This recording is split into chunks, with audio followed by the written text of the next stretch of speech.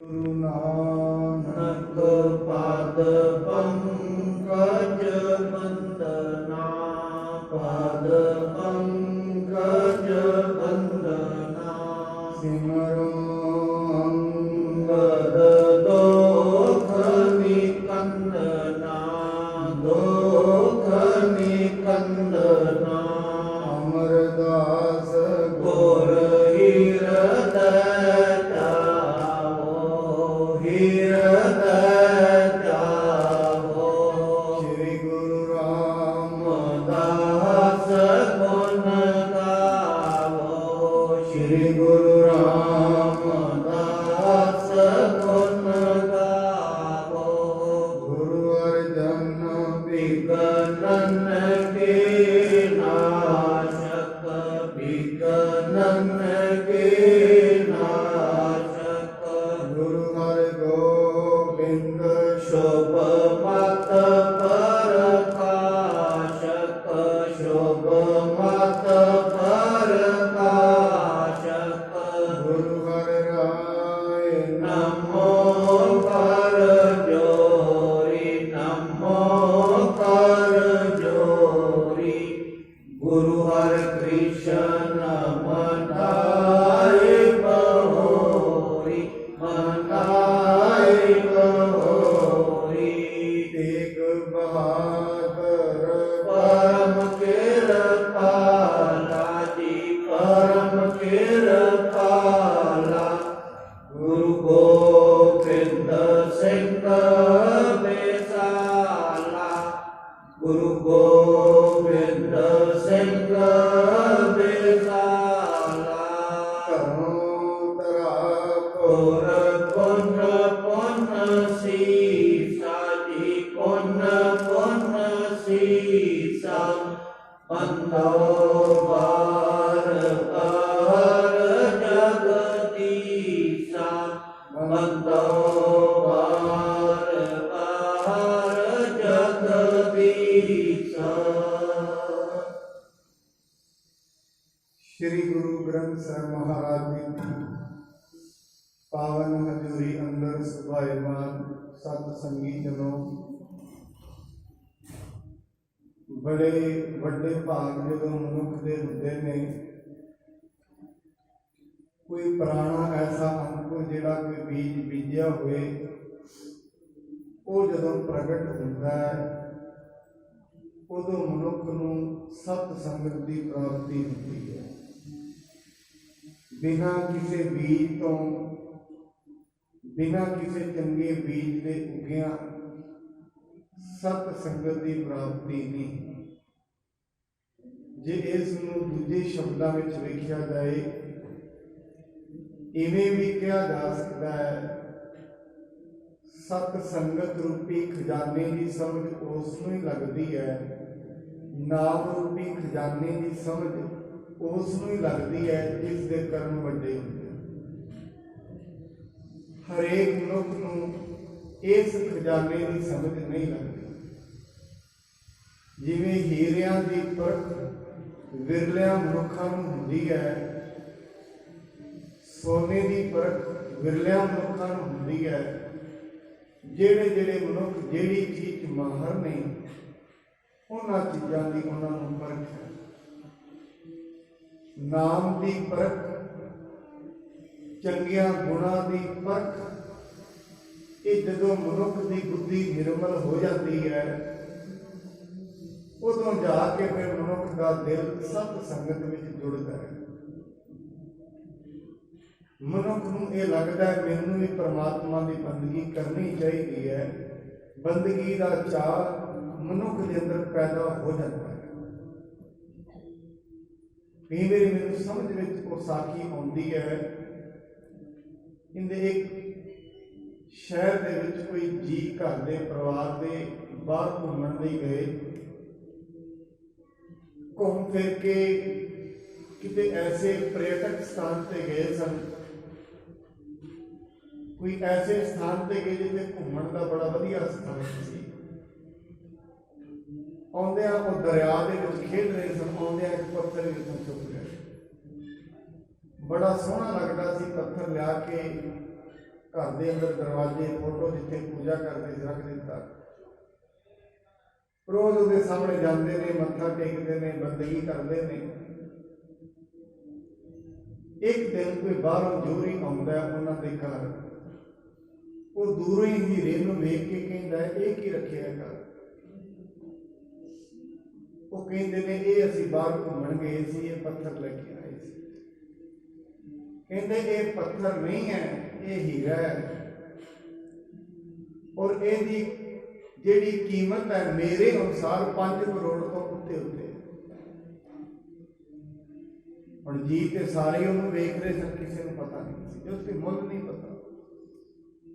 बाणी दे विच महाराज कहते हैं साई नाम अमोल, कीम ना कोई जान दो। अगे भी कहते जिना भाग मथाहे, नानक से हर रंग वाण दो। जिन्हां दे मत्थे ते भाग बन जाते हैं, समझ वध जाती है। वो किवें बधेगी? बाहरी तौर पर मनुख जिन्ने भी भजन बंदगी दान करता है, ये समझ नहीं बदलते। पाया उन्होंने घर के विच हीरे है, पता नहीं। जदों ते कीमत का नहीं पता, मनुख कंगाल रहे। इवें गुरु महाराज कहते हैं, हे मनुख, तेरे अंदर भी परमात्मा ने हीरा बनाया है। हर सो हीरा छाड़ के करह आन की आस। परमात्मा वर्गे हीरे नूं छड्ड के तू होर आस लाई बैठा, होर थावां ते आस बनी बैठा। एक गल याद रखी, जदों तई हर रूपी हीरा तेनूं नहीं मिलता, उदों तई जिंदगी विच आनंद की प्राप्ति नहीं होती। उदों तई मनुख के अंदर परेशानी, दुख, तकलीफां बड़ियां रहंदियां, क्योंकि जदों तक सच्चाई की पता नहीं लगेगा, तकलीफां बड़ियां रहंदियां। जिवें जदों तक अंधेरा हुंदा है, उदों तक ठोकरां वजदियां रहंदियां। जिवें अंधेरा खत्म होएगा, ठोकरां लगनियां बंद हो जाएंगियां।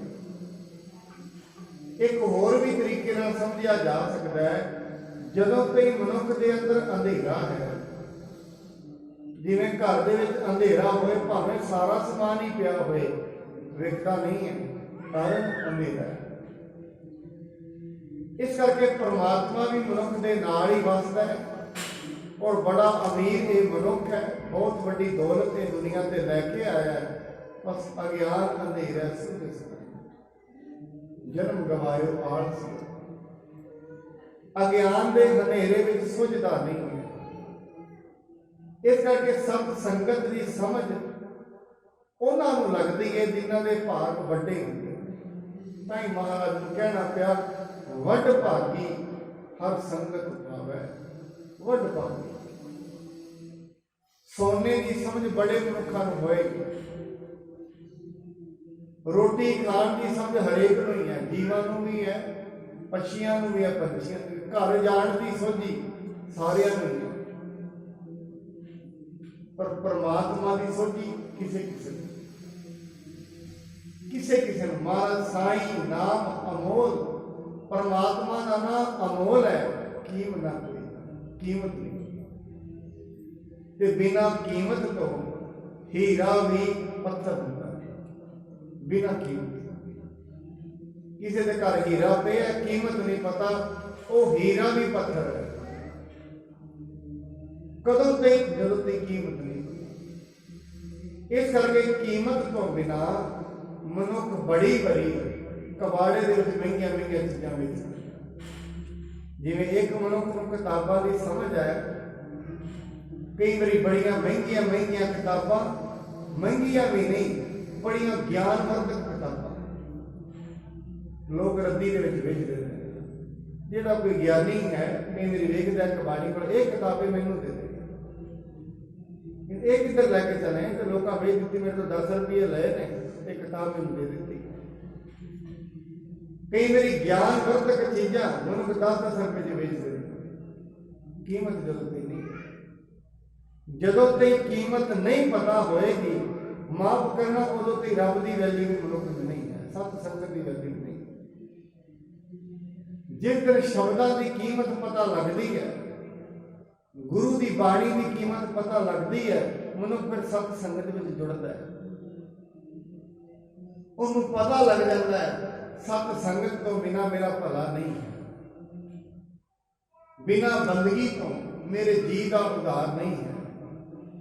ਇਸ ਕਰਕੇ ਆਪਾਂ ਲਗਾਤਾਰ ਹੀ ਗੁਰੂ ਸਾਹਿਬ ਮਹਾਰਾਜ ਜੀ ਦੇ ਪਾਵਨ ਜੀਵਨ ਦੀ ਕਥਾ ਸ਼੍ਰਵਣ ਕਰ ਰਹੇ ਹਾਂ। ਆਓ ਹੁਣ ਗੁਰੂ ਰਾਮਦਾਸ ਮਹਾਰਾਜ ਜੀ ਦੇ ਕੋਲ ਭਾਈ ਸੰਹਾਰੀ ਜੀ ਆਏ ਨੇ। ਆ ਕੇ ਕੀ ਨਿਯਮਤਾ ਉਹਨਾਂ ਨੂੰ ਦਿੰਦੇ ਨੇ, ਕੀ ਵਚਨ ਕਹਿੰਦੇ ਨੇ, ਸ਼੍ਰਵਣ ਕਰੀਏ। ਆਰੰਭ ਕਰਨ ਤੋਂ ਪਹਿਲਾਂ ਗੁਰੂ ਜੀ ਵੱਲੋਂ ਬਖਸ਼ੇ ਹੋਏ ਗੁਰਮੰਤਰ ਨਾਲ ਸਾਂਝ ਪਾਈਏ। ਸਤਨਾਮ ਸ੍ਰੀ ਵਾਹਿਗੁਰੂ ਸਾਹਿਬ ਜੀ। ਸਤਨਾਮ ਸ੍ਰੀ ਵਾਹਿਗੁਰੂ ਸਾਹਿਬ ਜੀ। ਗੋਇੰਦਵਾਲ ਸੋ ਉਤਰਿਓ ਆਈ, ਗਇਓ ਗੁਰੂ ਡਿਗ ਲੈ ਮਠਿਆਈ। ਇਹ ਜਿਹੜੇ ਭਾਈ ਸੰਹਾਰੀ ਜੀ ਨੇ ਗੁਰੂ ਰਾਮਦਾਸ ਮਹਾਰਾਜ ਜੀ ਦੇ ਤਾਇਆ ਜੀ ਦੇ ਪੁੱਤਰ ਨੇ, ਤੇ ਗੋਇੰਦਵਾਲ ਸਾਹਿਬ ਆਏ ਨੇ ਤੇ ਮਠਿਆਈ ਲੈ ਕੇ ਗੁਰੂ ਸਾਹਿਬ ਜੀ ਦੇ ਕੋਲ ਪਹੁੰਚ ਗਏ ਹਨ। ਹਾਥ ਜੋੜ ਬੰਦਨ ਚਹ ਕਰਿਓ, ਰਾਮਦਾਸ ਸਤ ਗੁਰੂ ਨੇ ਹਰਿਓ। ਹੱਥ ਜੋੜ ਕੇ ਉਹਨਾਂ ਨੇ ਬੰਦਨਾ ਕੀਤੀ ਤੇ ਗੁਰੂ ਰਾਮਦਾਸ ਮਹਾਰਾਜ ਜੀ ਦੇ ਦਰਸ਼ਨ ਕੀਤੇ ਹਨ। ਇੱਕ ਤੋਂ ਲਖਿਓ ਬੜੋ ਏ ਭਰਾਤਾ, ਕਰਮ ਕਰਤ ਸੋਭ ਦੁਤੀਏ ਜਾਤਾ। ਉਹਨਾਂ ਨੇ ਆ ਕੇ ਨਮਸਕਾਰ ਕੀਤੀ, ਦਰਸ਼ਨ ਕੀਤੇ ਨੇ। ਗੁਰੂ ਰਾਮਦਾਸ ਜੀ ਸੋਚਦੇ ਨੇ ਇੱਕ ਤੇ ਇਹ ਮੇਰੇ ਵੱਡੇ ਭਰਾ ਨੇ, ਭਾਵੇਂ ਆਪ ਗੁਰੂ ਨੇ ਪਰ ਜਿਹੜੀ ਸਮਾਜਿਕ ਰੀਤ ਹੈ, ਇੱਕ ਤੇ ਇਹ ਮੇਰੇ ਵੱਡੇ ਭਰਾ ਨੇ, ਦੂਜੀ ਗੱਲ ਇਹਨਾਂ ਦੇ ਕਰਮ ਵੀ ਬੜੇ ਵੱਡੇ ਨੇ। ਇਹ ਦੋ ਗੱਲਾਂ ਗੁਰੂ ਸਾਹਿਬ ਜੀ ਨੇ ਮਨ ਦੇ ਵਿੱਚ ਜਾਣੀਆਂ ਕੀਤੀਆਂ ਹਨ। ਤ੍ਰਿਤੀਏ ਤਾਏ ਕੋ ਸੁਤ ਆਹੇ, ਹਮ ਡਿਗ ਆਇਓ ਚਾਹ ਉਮਾ। ਦੂਜੀ ਗੱਲ ਇਹਨਾਂ ਸੋਚੀ ਹੈ। ਤੀਜੀ ਗੱਲ, ਇਹ ਸਾਡੇ ਤਾਏ ਦੇ ਪੁੱਤਰ ਨੇ, ਤੇ ਸਾਡੇ ਕੋਲ ਬੜਾ ਚਾਅ ਕਰਕੇ, ਬੜੇ ਚਾਅ ਦੇ ਨਾਲ, ਉਤਸ਼ਾਹ ਦੇ ਨਾਲ ਆਏ ਹਨ। ਜਾਂ ਤੇ ਕੇ ਕਰ ਨਿਵਰਵਾਰੇ, ਆਪ ਚਰਨ ਪਰ ਬੰਧਨ ਧਾਰੇ। ਇਸ ਲਈ ਉਹ ਮਹਾਰਾਜ ਸੱਚੇ ਪਾਤਸ਼ਾਹ ਹੱਥ ਜੋੜ ਕੇ ਖਲੋਤੇ ਤੇ ਆਪ ਨੀਵੇਂ ਹੋ ਕੇ ਉਹਨਾਂ ਦੇ ਚਰਨੀ ਹੱਥ ਲਾਉਣ ਲੱਗੇ ਹਨ। ਏਮ ਵਿਲੋਕ ਕੈ ਨਮਰ ਅਗਾਰੀ, ਬਿਸਮੈ ਹੋਏ ਕਹਿਤ ਸੰਹਾਰੀ। ਜਦੋਂ ਉਹ ਚਰਨਾਂ ਤੇ ਬੰਦਨਾ ਕੀਤੀ ਗੁਰੂ ਰਾਮਦਾਸ ਜੀ ਨੇ, ਭਾਈ ਸੰਹਾਰੀ ਜੀ ਵੇਖ ਕੇ ਹੈਰਾਨ ਰਹਿ ਗਏ। ਸਾਧ ਸੰਗਤ, ਅਜਾਰ ਜਰਣ ਦੀ ਸ਼ਕਤੀ ਇਹ ਗੁਰੂ ਰਾਮਦਾਸ ਹੈ। ਕਿਉਂਕਿ ਸਾਧ ਸੰਗਤ, ਜਦੋਂ ਮਨੁੱਖ ਨੂੰ ਕੋਈ ਵਸਤੂ ਪ੍ਰਾਪਤ ਹੋ ਜਾਂਦੀ ਹੈ, ਵੈਸੇ ਤੇ ਮਨੁੱਖ ਨੂੰ ਮਾੜੀ ਜੀ ਰਿਧੀਆਂ ਸਿੱਧੀਆਂ ਪ੍ਰਾਪਤ ਹੋ ਜਾਣ, ਮਨੁੱਖ ਦੁਨੀਆ ਦੇ ਉੱਤੇ ਆਪਣਾ ਰਾਜ ਚਲਾਉਣਾ ਸ਼ੁਰੂ ਕਰ ਦਿੰਦਾ। ਕਿਸੇ ਨੂੰ ਵਰ ਦੇਣਾ, ਕਿਸੇ ਨੂੰ ਸ਼ਰਾਬ ਦੇਣਾ। ਪਰ ਜਿਹੜੇ ਪਰਮਾਤਮਾ ਦੇ ਦਰ ਤੇ ਪਹੁੰਚ ਜਾਂਦੇ ਨੇ, ਤੋੜ ਪਹੁੰਚ ਗਏ ਨੇ, ਉਹ ਫਿਰ ਇਹਨਾਂ ਚੀਜ਼ਾਂ ਤੋਂ ਕਿੱਥੇ ਉੱਠਦੇ, ਨਿਮਰਤਾ ਦੇ ਵਿੱਚ। ਔਰ ਨਿਮਰਤਾ ਹੀ ਸਭ ਤੋਂ ਵੱਡਾ ਗਹਿਣਾ ਹੈ ਅਧਿਆਤਮਿਕ ਜਗਤ ਦਾ। ਇੱਕ ਮਨੁੱਖ ਨਿਮਰ ਹੈ ਕਿਉਂ ਹੈ? ਕਿਉਂਕਿ ਉਹਨੂੰ ਪਤਾ ਲੱਗ ਜਾਂਦਾ ਹੈ ਨਿਮਰਤਾ ਤੋਂ ਵੱਡੀ ਚੀਜ਼ ਸਾਰੀ ਦੁਨੀਆ 'ਚ ਕਿਤੇ ਨਹੀਂ ਹੈ। ਨਿਮਰ ਮਨੁੱਖ ਨੂੰ ਕੋਈ ਸਾਰੀ ਉਮਰ ਥੱਲੇ ਨਹੀਂ ਡੇਗ ਪਾਏਗਾ। ਜਿਹੜਾ ਹਰੇਕ ਅਵਸਥਾ ਦੇ ਵਿੱਚ ਸ਼ਾਂਤ ਹੈ। ਕਹਿੰਦੇ ਕੋਈ ਗੁਰਮੁਖ ਸੰਤ ਬੜੇ ਬੰਦਗੀ ਵਾਲੇ, ਇੰਨੇ ਨਮਰ, ਕਿਸੇ ਨੇ ਉਹਨਾਂ ਨੂੰ ਆ ਕੇ ਕਹਿਣਾ ਨਾ ਕਿ ਸੰਤ ਜੀ ਫਲਾਣਾ ਬੜੇ ਭਾਗਾਂ, ਉਹਨੇ ਬੜਾ ਕੁਛ ਮਾੜਾ ਕੀਤਾ। ਉਹ ਇੱਕ ਹੀ ਗੱਲ ਕਹਿੰਦੇ ਹੁੰਦੇ ਸਨ, ਤੈਨੂੰ ਕੁਛ ਕਹਿਣ ਦੀ ਲੋੜ ਨਹੀਂ ਹੈ, ਜਦੋਂ ਭਰ ਜਾਏਗਾ ਉਦੋਂ ਟੁੱਟ ਜਾਏਗਾ। ਇਹ ਨਿਮਰ ਪਾਪੀ ਨੂੰ ਇਹ ਕਹਿਣ ਦੀ ਲੋੜ ਨਹੀਂ ਤੂੰ ਪਾਪ ਤੋਂ रुक जा, क्योंकि पापी को मारने को पाप महाबली है। ਉਹਨੂੰ ਕਹਿਣ ਦੀ ਲੋੜ ਨਹੀਂ, ਜਿੱਦਣ ਪਾਪਾਂ ਦਾ ਕੜਾ ਭਰ ਜਾਣਾ ਹੈ ਉਦੋਂ ਟੁੱਟ ਜਾਣਾ ਬਸ। ਉਹ 1 ਸਾਲ ਵਿੱਚ ਟੁੱਟ ਜਾਏ, 10 ਸਾਲਾਂ ਵਿੱਚ ਟੁੱਟਣਾ ਜ਼ਰੂਰ ਹੈ, ਜ਼ਿਆਦਾ ਦਿਨ ਨਹੀਂ ਚੱਲੇਗਾ। ਸ਼ੁਰੂ ਚ ਲੱਗਦਾ ਤੇ ਹੈ ਕਾ ਅਨਰਥ ਕਰ ਕਰਕੇ ਮਨੁੱਖ ਮਾਇਆ ਸੰਚ ਲਏਗਾ। ਇੱਕ ਦਿਨ ਐਸਾ ਵੀ ਹੁੰਦਾ ਹੈ ਉਹ ਮਾਇਆ ਆਪਣੇ ਉੱਤੇ ਲੱਗਣੀ ਸ਼ੁਰੂ ਕਰ, ਐਸਾ ਹੁੰਦਾ ਹੈ। ਕਿਸੇ ਦਾ ਦਿਲ ਦੁਖਾ ਕੇ, ਕਿਸੇ ਤੋਂ ਵਾਰ ਸ਼ਰਾਬ ਲੈ ਕੇ, ਉਹਦੀਆਂ ਮਾੜੀਆਂ ਅਸੀਸਾਂ ਲੈ ਕੇ ਬਹੁਤ ਕੁਝ ਇਕੱਠਾ ਤੇ ਕੀਤਾ ਜਾ ਸਕਦਾ ਹੈ, ਸਦਾ ਨਿਭੇਗਾ। ਹੋ ਸਕਦਾ ਹੈ ਆਪ ਇੱਥੋਂ ਚਲਾ ਜਾਏ, ਆਪਣੇ ਪੁੱਤਰਾਂ ਨੂੰ ਦੇ ਦੇਗਾ, ਐਸੀ ਫਿਰ ਔਲਾਦ ਘਰ ਵਿੱਚ ਆ ਜਾਂਦੀ ਹੈ ਕਿ ਜੈਸੀ ਮਾਤਾ ਜੈਸੇ ਪਿਤਾ ਉਹੋ ਜਿਹੇ ਬੱਚੇ ਆ ਜਾਂਦੇ, ਉਹੋ ਜਿਹੀ ਰੂਹ ਹੁੰਦੀ ਹੈ ਘਰ ਵਿੱਚ। ਜੇ ਮਾਤਾ ਭਗਤੀ ਵਾਲੀ ਹੈ ਤੇ ਭਗਤੀ ਵਾਲੇ ਜਨਮ ਲੈ ਕੇ। ਮਹਾਰਾਜ ਬਾਣੀ ਦੇ ਵਿੱਚ ਨਾ 2 ਪ੍ਰਕਾਰ ਦੀਆਂ ਮਾਵਾਂ ਦਾ ਜ਼ਿਕਰ ਕਰਦੇ। ਇੱਕ ਥਾਂ ਤੇ ਕਹਿੰਦੇ ਨੇ ਮਾਂ ਧਨ ਹੈ, ਇੱਕ ਥਾਂ ਤੇ ਇਹ ਵੀ ਕਹਿੰਦੇ ਨੇ ਉਹਦੀ ਮਾਂ ਨੂੰ ਬਾਂਝ ਕਰਦੇ। ਗੁਰਬਾਣੀ ਵਿੱਚ ਦੋਸ਼ ਕਹਿੰਦੇ ਧਨ ਧਨ ਸੋ ਜਨਨੀ ਜਿਨ ਗੁਰੂ ਜਣਿਆ ਮਾਏ। ਇੱਕ ਤੇ ਇਹ ਸ਼ਬਦ ਜਾਂ ਧਨ ਜਣੇਂਦੀ ਮਾਏ, ਉਹ ਮਾਂ ਬੜੀ ਧਨ ਹੈ ਜਿਹਨੇ ਕਿਸੇ ਬੰਦਗੀ ਵਾਲੀ ਰੂਹ ਨੂੰ ਜਨਮ ਦਿੱਤਾ, ਉਹ ਧਨ।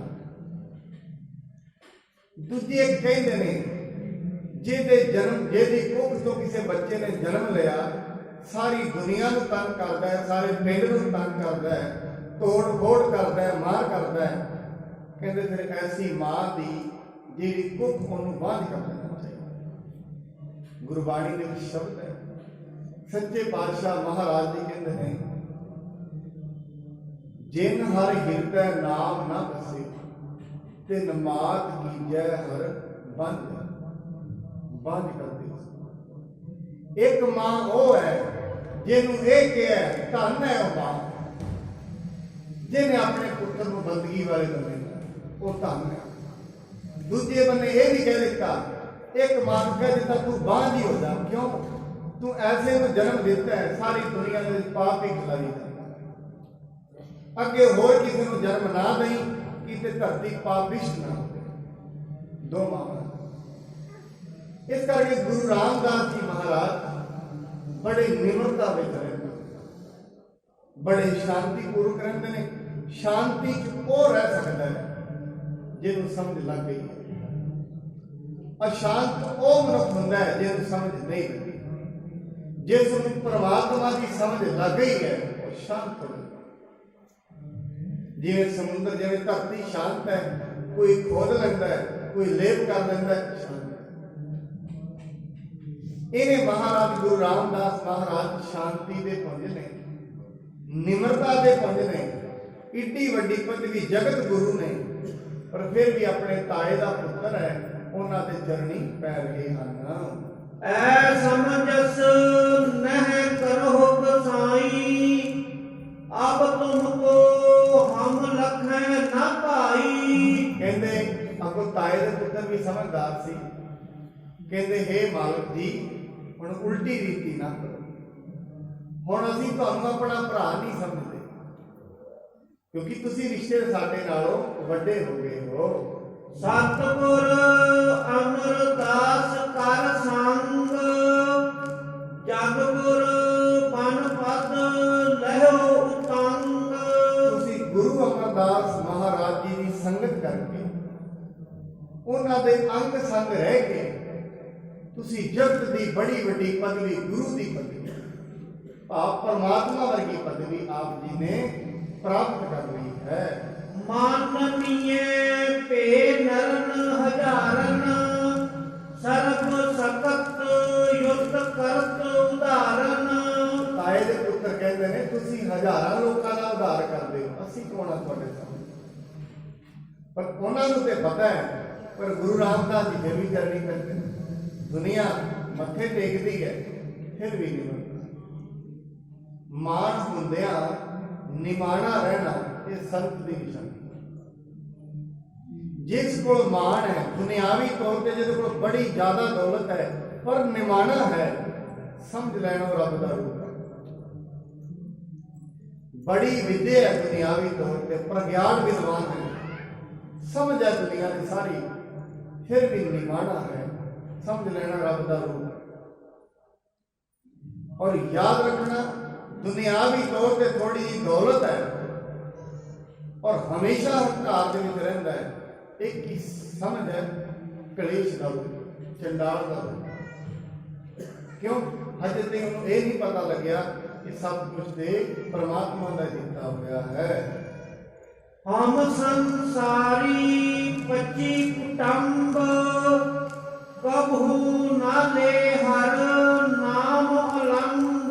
कहते हैं सतगुरु जी तुसी हजारां लोकां दा उद्धार करदे हो, असीं ते गृहस्थ विच फसे होए लोक हां, कदे कदार कदे नाम जपदे हां, तुसी ते 24 घंटे ही परमात्मा दी बंदगी विच जुटे रहिंदे हो। बोल श्री रामदास जी कहें बड़े भरात को पद तुम अहें। फिर गुरु रामदास जी कहते नहीं ये गल नहीं है, तुसी साडे वड्डे भरा हो ते तुसी वड्डे भरा दी पदवी प्राप्त कीती है। अर्पित बड़े भरात को नंदन या ते उचित हमों को बंदन। नाले तुसी साडे पिता जी दे वड्डे भरा दे पुत्तर, इस करके सानू ते यही चंगा लगता है कि असीं तुहानू मत्था टेकीए। तुसी जो मर्जी समझो पर सानू यही चीज चंगी लगती है। एम दोए देश ते कह कह समो करी सो प्रीत परस्पर नमो। इस तरह दोवां पासियां तो गुरु जी ने भी भाई सहारी जी ने एक दूजे नू नमस्कार कीती ते एक दूजे नू कुशल मंगल पुछया है। बैठे कुशल प्रसन्न कर आछे देख मिठाई दिस गुर पाछे। एक दूजे नू हाल चाल पुछ के फिर गुरु रामदास जी मिठाई लेके आए ने नाल। गुरु रामदास महाराज जी मठियाई वाल वेखदे हन। कारण कवण आप अगवानू तज कै कृति सकल निज भवनू। महाराज पूछते ने भाई जी सारे घर का काम छड्ड के किरतकार छड्ड के क्यों तुसीं तुहाडा इत्थे आउणा किस लिए होया है। तप कर जोर कहत संहारी तुम सोटी कुल मह उजियारी। हाथ जोड़ के कहते महाराज जिहड़ा साडा सोटियां दा कुल है तुसीं ओहदे दीपक, क्योंकि जिस कुल दे अंदर कोई बंदगी करने वाला जन्म पैंदा है, कोई जन्म ले लैंदा है बंदगी करने वाला, वो कुल जिहड़ी श्रेष्ठ हो जाती है, वो पूरी सारी की सारी कुल चमक पैंदी है। मैं उस दिन भी कहा कई बारी साध संगत एक मनुख सारी कुल का पार उतारा कर दिता है, एक मनुख सारी कुल उजाड़ भी दिता है। कई ऐसे भी कुल्ला उजाड़ भी देते हैं, कुल्ला वसा भी देते। जिवें भावें दे विधि का विधान सी, जिवें दुर्वास साहब स्यों करत ठगौरी जादव ए फल पाए। जिवें जादवा ने दुर्वासा ऋषि नाल ठगौरी की अनजान सन ते ओदे रोज रोज कहते दुर्वासा जी की पैदा होएगा, नाले खेडते ने तसला विच रखे की पैदा होएगा। मुंडे नूं लड़कियां वाले कपड़े पवा के दुर्वासा ऋषि नूं मजाक करते हैं, कहते नहीं छड्डो बच्चों खेडो अपना काम करो। कहते नहीं दसो। हुण ऋषि कहता इन चों ओह पैदा होएगा जिहड़ा तुहाडी कोल ही नाश कर। हुण कई वारी मूर्ख मनुख कुल विच पैदा हो जाते हैं, गलतियां एक दी हुंदी है, सहारनी सारी कुल नूं पैंदी है। गलती कली दुर्योधन ने की है, हंकारी वो कला है। बड़े बड़े सूरमे बड़े बड़े नीति के ज्ञाता वो कले की मूर्खता करके सारे वंश ही नाश हो। कले की मूर्खता कई बारी परिवार के एक मनुख सारी कुल नूं सीधा कर देता है, ਇੱਕ ਮਨੁੱਖ ਸਾਰੇ ਕੁਲ ਨੂੰ ਦਾਗ ਵੀ ਲਾਉਂਦਾ। ਇਸ ਕਰਕੇ ਉਹ ਕਹਿੰਦੇ ਨੇ ਭਾਈ ਸੰਹਾਰੀ ਜੀ, ਤੁਸੀਂ ਸਾਡੀ ਕੁਲ ਦੇ ਦੀਪਕ ਹੋ। ਸਾਡੀ ਕੁਲ ਦੇ ਦੀਪਕ ਹੋਣ ਕਰਕੇ ਅਸੀਂ ਤੁਹਾਡੇ ਕੋਲ ਆਏ ਹਾਂ। ਜਗ ਮਹਿ ਪ੍ਰਗਟ ਭਈ ਵਡਿਆਈ, ਸੋ ਮੈਂ ਕਹਿ ਲਗ ਕਹੋ ਸੁਨਾਈ। ਸਾਰੇ ਜਗਤ ਦੇ ਵਿੱਚ ਤੁਹਾਡੀ ਵਡਿਆਈ ਹੈ, ਮੈਂ ਕਿੱਥੋਂ ਤੇ ਸੁਣਾਵਾਂ ਤੁਹਾਡੇ ਕਿਹੜੇ ਕਿਹੜੇ ਗੁਣ। ਲੋਕ ਕਿਹੜੀ ਕਿਹੜੀ ਤੁਹਾਡੀ ਵਡਿਆਈ ਕਰਦੇ ਨੇ, ਕਿਹੜੇ ਕਿਹੜੇ ਗੁਣ ਕਹਿ ਕੇ ਗਾਉਂਦੇ ਹਨ।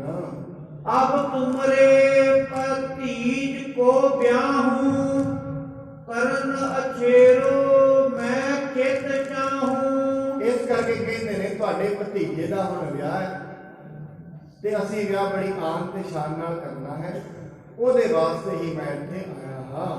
ਸੋ ਆਖੋ ਤੁਮ ਬਿਨ ਨਹਿ ਬਨੈ, ਇਮ ਆਇਓ ਮੈਂ ਨਟ ਕਰ ਮਨੈ। ਮੈਂ ਇਹ ਸੋਚਦਾ ਹਾਂ ਤੁਹਾਡੇ ਤੋਂ ਬਿਨਾਂ ਵਿਆਹ ਚੰਗਾ ਨਹੀਂ ਲੱਗੇਗਾ। ਤੁਸੀਂ ਆਓਗੇ ਵਿਆਹ ਦੀਆਂ ਰੌਣਕਾਂ ਹੋਰ ਵੱਧ ਜਾਣਗੀਆਂ। ਭਾਵੇਂ ਬੰਦਗੀ ਕਰੋਗੇ, ਬੰਦਗੀ ਕਰਨ ਵਾਲਿਆਂ ਦੇ ਚਰਨ ਪੈਂਦੇ ਨੇ, ਕਾਰਜ ਵੈਸੇ ਸਫਲੇ ਹੋ ਜਾਂਦੇ। ਤੁਸੀਂ ਆਓਗੇ, ਤੁਹਾਡੇ ਆਉਣ ਦੇ ਨਾਲ ਵਿਆਹ ਦੀ ਜਿਹੜੀ ਰੌਣਕ ਹੈ ਹੋਰ ਵੀ ਵੱਧ ਜਾਏਗੀ। ਇਸੇ ਕਰਕੇ ਮੈਂ ਤੁਹਾਡੇ ਕੋਲ ਆਇਆ ਹਾਂ। ਸਭ ਮਹਿ ਆਪ ਹੋਏ ਸਿਰ ਮੋਰ, ਕਰੋ ਬਿਆਹੋ ਚੱਲ ਕੇ ਤਿਸ ਠੋਰ। ਤੁਸੀਂ ਸਾਰਿਆਂ ਦੇ ਵਿੱਚ ਵੱਡੇ ਹੋ, ਸ਼੍ਰੋਮਣੀ ਹੋ, ਇਸ ਕਰਕੇ ਸਾਡੇ ਨਾਲ ਚੱਲੋ। ਸੱਜ ਧੱਜ ਕੇ ਬੜੇ ਵੱਡੇ ਤਰੀਕੇ ਨਾਲ ਤੁਸੀਂ ਵਿਆਹ ਕਰਨਾ ਕਰੋ। ਸੁਣ ਸ੍ਰੀ ਰਾਮਦਾਸ ਸਨਮਾਨਾ, ਡੇਰੋ ਦੀਏ ਕਰਾਏ ਸ਼ੁਭ ਥਾਨਾ। ਇਹ ਸੁਣ ਕੇ ਗੁਰੂ ਰਾਮਦਾਸ ਮਹਾਰਾਜ ਜੀ ਨੇ ਉਹਨਾਂ ਦਾ ਬੜਾ ਸਨਮਾਨ ਕੀਤਾ। ਸਨਮਾਨ ਕਰਕੇ ਚੰਗੇ ਸਥਾਨ ਤੇ ਉਹਨਾਂ ਦਾ ਡੇਰਾ ਕਰਵਾਇਆ ਹੈ। ਖਾਨ ਪਾਨ ਕੀ ਸੁਧ ਸਭ ਲੀਨਸ, ਨਿਸ ਸੁਪਤਨ ਹਿਤ ਸੇਜਾ ਦੀਨਸ। ਉਹਨਾਂ ਦੇ ਖਾਣ ਪੀਣ ਦੀ ਸੁੱਧ ਲਈ ਸਾਰਾ ਕੁਝ ਪਤਾ ਕੀਤਾ ਤੇ ਰਾਤ ਨੂੰ ਸੌਣ ਦੇ ਵਾਸਤੇ ਸਥਾਨ ਬਖਸ਼ ਦਿੱਤਾ ਹੈ। ਸਤਿਗੁਰ ਹਿਰਦੈ ਬਿਰਤੰਤ ਵਿਚਾਰਾ, ਦੇਹ ਥਾਂ ਜਾਨ ਨ ਬਨੈ ਹਮਾਰਾ। ਗੁਰੂ ਸਾਹਿਬ ਮਹਾਰਾਜ ਜੀ ਰਾਤ ਨੂੰ ਵਿਚਾਰ ਕਰਦੇ ਨੇ ਵੀ ਉਸ ਥਾਂ ਤੇ ਜਾਣਾ ਸਾਡਾ ਠੀਕ ਨਹੀਂ ਹੈ।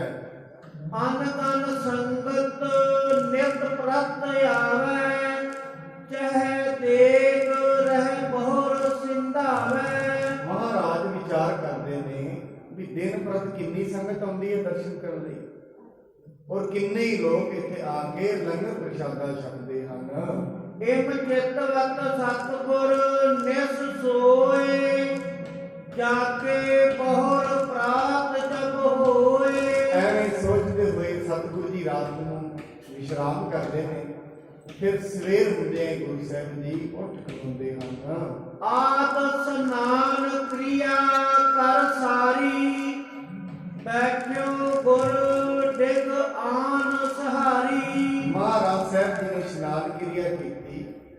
ਸਵੇਰੇ ਫਿਰ ਭਾਈ ਸੰਹਾਰੀ ਜੀ ਸਤਿਗੁਰੂ ਜੀ ਦੇ ਕੋਲ ਆ ਕੇ ਬੈਠ ਗਏ ਹਨ। ਹਾਥ ਜੋੜ ਕਰ ਕੀਨਸ ਬਿਨਤੀ, ਹੁਜੋ ਤਿਆਰ ਆਪ ਤਜ ਗਿਣਤੀ। ਹੱਥ ਜੋੜ ਕੇ ਕਹਿੰਦੇ ਮਹਾਰਾਜ ਗਿਣਤੀ ਮਿਣਤੀ ਛੱਡ ਦੋ, ਤਿਆਰ ਹੋ ਸਾਡੇ ਨਾਲ ਜਾਣ ਲਈ।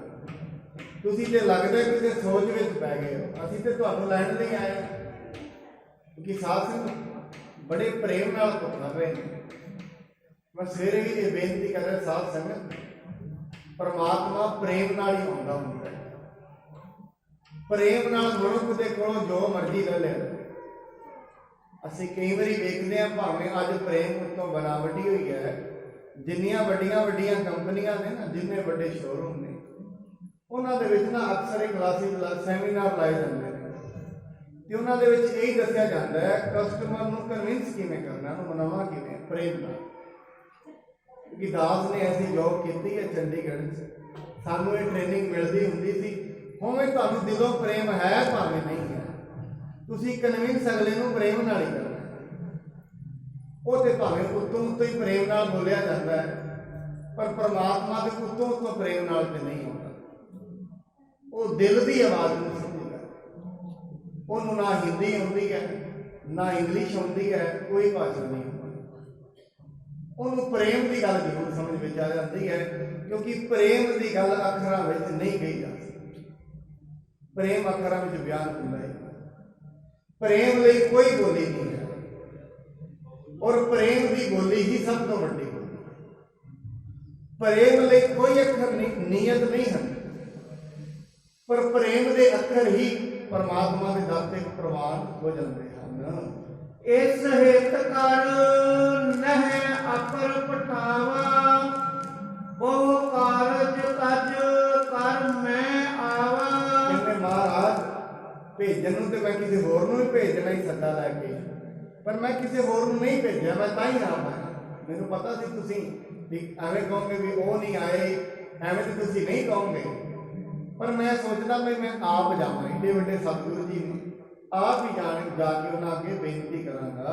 ਜਾਂ ਤੇ ਮੇਰੋ ਪ੍ਰੇਮ ਵਿਚਾਰੋ, ਕਰੋ ਭਤੀਜੇ ਕੋ ਇਹੋ ਪਿਆਰੋ। ਇਸ ਕਰਕੇ ਮੇਰੇ ਪ੍ਰੇਮ ਨੂੰ ਵਿਚਾਰ ਨਾ ਕਰੋ ਤੇ ਆਪਣੇ ਭਤੀਜੇ ਦੇ ਵਿਆਹ ਵਿੱਚ ਕਿ ਸਾਧ ਸੰਗਤ ਜੀ ਮਹਾਰਾਜ ਜੀ ਦੇ ਸਾਹਮਣੇ ਨਾ ਇੱਕ ਵਾਰੀ ਮਾਈ ਆਈ, ਬੜੀ ਵਾਰੀ ਇਹ ਸਾਖੀ ਸੰਗਤ ਨੂੰ ਸਰਵਣ ਕਰਾਈ ਹੈ। ਉਹ ਮਾਈ ਮਹਾਰਾਜ ਜੀ ਦੇ ਸਾਹਮਣੇ ਬਾਹਰੋਂ ਕਿਸੇ ਨੇ ਸਿਖਾ ਕੇ ਭੇਜਿਆ, ਗੁਰੂ ਜੀ ਦੇ ਸਾਹਮਣੇ ਜਾਈਦਾ, ਬਸ ਇੱਕ ਹੀ ਗੱਲ ਕਹੀਦੀ ਹੈ ਵੀ ਮੈਂ ਪਾਪੀ ਤੋਂ ਬਖਸ਼ਣਾ, ਪਰ ਇਹ ਗੱਲ ਕਹਿਣੀ ਹੈ। ਹੁਣ ਉਹ ਵਿਚਾਰੀ ਪ੍ਰੇਮ ਦੇ ਉਹਦੇ ਅੰਦਰ ਬੜਾ ਹੈ, ਸ਼ਬਦ ਨੂੰ ਪਤਾ ਨਹੀਂ, ਕਿਉਂਕਿ ਜਦੋਂ ਪ੍ਰੇਮ ਲੱਗ ਜਾਂਦਾ ਸ਼ਬਦ ਵੱਜ ਜਾਂਦਾ। ਉਹ ਆਈ ਹੈ, ਆਉਂਦੇ ਆਉਂਦੇ ਗੱਲ ਉਲਟੀ ਹੋ ਗਈ। ਉਹ ਨਾਲ ਦੀ ਨਾਲ ਮਹਾਰਾਜ ਸਾਹਿਬ ਨੂੰ ਕਹਿੰਦੀ ਹੈ ਤੂੰ ਪਾਪੀ ਮੈਂ ਬਖਸ਼ਣਾ। ਸਾਰੀ ਸੰਗਤ ਕਹਿੰਦੀ ਹੈ ਮਾਈ ਤੂੰ ਬੋਲਦੀ ਕੀ ਹੈ, ਇਹ ਤੂੰ ਗਲਤ ਬੋਲ ਰਹੀ ਹੈ, ਸਮਝ ਕੇ ਬੋਲ। ਪਰ ਸਾਧ ਸੰਗਤ ਪ੍ਰੇਮ ਵਿੱਚ ਕਿੱਥੇ ਸਮਝ ਰਹੇ? ਸਮਝ ਤੇ ਵਿਚਾਰ ਉਦੋਂ ਨਹੀਂ ਹੈ ਜਦੋਂ ਤੇ ਪ੍ਰੇਮ ਨਹੀਂ ਹੈ। ਜਦੋਂ ਭਾਵ ਮਨੁੱਖ ਦਾ ਵੱਡਾ ਹੋ ਜਾਂਦਾ ਹੈ, ਸਮਝ ਗਵਾਚ ਜਾਂਦੀ ਹੈ। ਸਮਝ ਤੇ ਸੋਚ ਦੀਆਂ ਗੱਲਾਂ ਵਪਾਰਕ ਹੁੰਦੀਆਂ ਨੇ, ਪਿਆਰ ਨਹੀਂ। ਜਦੋਂ ਤੇ ਬੁੱਧੀ ਵਿੱਚ ਰਹਿੰਦੀ ਹੈ ਉਦੋਂ ਤੇ ਪ੍ਰੇਮ ਵੱਡਾ ਨਹੀਂ ਹੁੰਦਾ। ਜਿਸ ਦਿਨ ਬੁੱਧੀ ਗਵਾਚ ਜਾਂਦੀ ਹੈ, ਪ੍ਰੇਮ ਹਿਰਦੇ ਦੀ ਗੱਲ ਹੁੰਦੀ ਹੈ। ਪ੍ਰੇਮ ਦਿਮਾਗੀ ਤੌਰ ਤੇ ਪ੍ਰੇਮ ਨਹੀਂ, ਵਪਾਰ ਦਿਮਾਗ ਨਾਲ ਵਧੀਆ ਹੁੰਦਾ ਹੈ, ਪ੍ਰੇਮ ਨਹੀਂ ਹੁੰਦਾ। ਉਹ ਮਹਾਰਾਜ ਸਾਹਿਬ ਦੇ ਸਾਹਮਣੇ ਬੇਨਤੀ ਕਰਦੀ ਹੈ। ਗੁਰੂ ਜੀ ਕਹਿੰਦੇ ਨਹੀਂ ਭਾਈ ਇਹ ਠੀਕ ਕਹਿ ਰਹੀ ਹੈ, ਇਹ ਜੋ ਬੋਲ ਰਹੀ ਹੈ ਸਾਡੇ ਤੇ ਤੁਸੀਂ ਅੱਖਰ ਸੁਣਦੇ ਹੋ, ਅਸੀਂ ਦਿਲ ਦੀ ਆਵਾਜ਼ ਸੁਣਦੇ ਹਾਂ। ਅੰਤਰਜਾਮੀ ਸਭ ਵਿੱਚ ਜਾਣਾ ਹੈ, ਉਹ ਸਾਰਾ ਕੁਝ ਹੀ ਜਾਣਦਾ ਅੰਦਰੋਂ। ਇਸ ਕਰਕੇ ਇਹ ਜਿਹੜੀ ਸਤ ਸੰਗਤ ਹੈ ਪਰਮਾਤਮਾ ਹੈ।